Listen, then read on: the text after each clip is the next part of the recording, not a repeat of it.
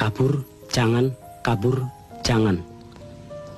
Tapi almarhumah ibuku pernah berkata bahwa salah satu budi yang paling luhur adalah kejujuran. Hadapilah walaupun itu sulit. Saya harus menjunjung kejujuran. Assalamualaikum warahmatullahi wabarakatuh. Berjumpa lagi dengan saya. Tentunya kalau untuk kelas 10 mungkin saya sudah membuat beberapa video untuk pembelajaran, dan untuk kelas 11 baru kali ini saya buat, walaupun materi sebelumnya sudah kita bahas melalui Google Classroom. Pertama-tama tentunya kita berucap syukur kepada Allah Subhanahu wa taala. Pada kesempatan ini kita masih diberi kesehatan lahir dan batin, dan tentunya juga saya mendoakan kepada seluruh siswa dan orang tua siswa supaya diberi kesehatan oleh Allah Subhanahu wa taala dan selalu tetap harus menjaga daya imun tubuh, ya. Dan kemanapun untuk selalu menggunakan protokol kesehatan, selalu menggunakan masker, dan tidak melakukan hal-hal yang sifatnya dapat merugikan diri sendiri. Langsung saja ke pokok bahasan kita kali ini, yang sebelumnya kita pernah membahas di Google Classroom, yaitu tentang komponen-komponen utama engine. Maka yang akan saya bahas kali ini yaitu cylinder head. Cylinder head atau disebut juga dengan kepala silinder.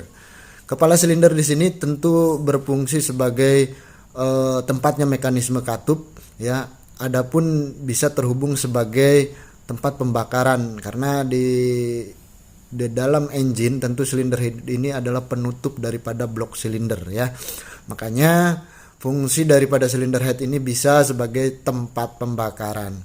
Dan di dalam silinder head ini tentu terdapat beberapa bagian-bagian atau ada lubang-lubang, celah-celah dan lain sebagainya, sama-sama mempunyai fungsi demi kestabilan performa daripada mesin itu sendiri. Langsung saja akan saya bahas tentang komponen-komponen cylinder head. Oke, kita bahas yang pertama, yaitu tentunya di dalam cylinder head ini ada berbagai macam tempat-tempat atau celah-celah yang kita harus pahami. Di sini ada water jacket, ruang bakar, exhaust valve, lubang busi, intake valve, terus lubang baut kepala silinder. Jadi kesemuanya itu tentu sangat berpengaruh terhadap kinerja daripada mesin itu sendiri. Sebelumnya saya mohon maaf, mungkin pengeditan videonya kurang begitu baik karena ya situasi dan kondisi yang ada. Kita bahas langsung water jacket, ya. Water jacket yang ditunjuk oleh gambar tangan disebut itu berfungsi sebagai saluran sirkulasi sistem pendingin air agar kondisi suhu mesin tetap stabil. Yang berikutnya ruang bakar, yaitu tempat pembakaran tentunya ya pada mesin, ya. Yang berikutnya lagi adalah exhaust valve atau klep buang atau katup buang. Di sini fungsinya untuk membuang hasil dari pembakaran sebagai sisa-sisa dari pembakaran mesin. Yang berikutnya intake valve atau katup masuk. Di sini berfungsi untuk mengatur masuknya bahan bakar dan udara sebagai bahan pembakaran. Berikutnya lubang busi, yaitu tempat busi tentunya. Yang berikutnya lagi adalah lubang baut kepala silinder yang fungsinya untuk mengikat antara kepala silinder dengan blok silinder. Ya, mungkin itu sedikit pembahasan tentang silinder head. Ngopi dulu. Woi, Ya, ngopi belum? belum Kong. Kok diam-diam baik? Iya, maklum lah. Ngopi yuk. Iya, nyusul ntar. Oke Kong, oke. Setelah break tadi ya, ngopi dulu, silahkan yang punya kopi ngopi dulu. Kita langsung aja ke komponen kepala silinder. Yang pertama yaitu rocker arm atau disebut juga pelatuk. Nah, ini berfungsi untuk sebagai pendorong naik turun atau buka tutupnya katup sebagai penerus daya dorong dari baut klep. Itu sebagai pendorong daripada rocker arm untuk menekan buka tutupnya katup. Yang berikutnya adalah poros rocker arm, itu berfungsi sebagai tempat atau dudukan daripada rocker arm ataupun pelatuk, ya.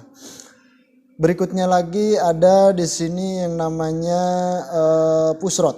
Pusrod di sini berfungsi sebagai pendorong atau penerus dorongan dari lifter atau dari camshaft atau noken as, kalau sering lebih disebut noken as. Yang berikutnya adalah pegas klep atau valve spring. Di sini berfungsi sebagai pembalik ya, sebagai pembalik posisi katup yang terbuka akibat daya tekan rocker arm agar kembali tertutup rapat. Yang berikutnya adalah kuku klep atau kuku macan dan topinya tentu di situ sebagai penahan pegas katup ya, atau penahan valve spring. Yang berikutnya adalah ya, di situ ada klep, katup atau valve.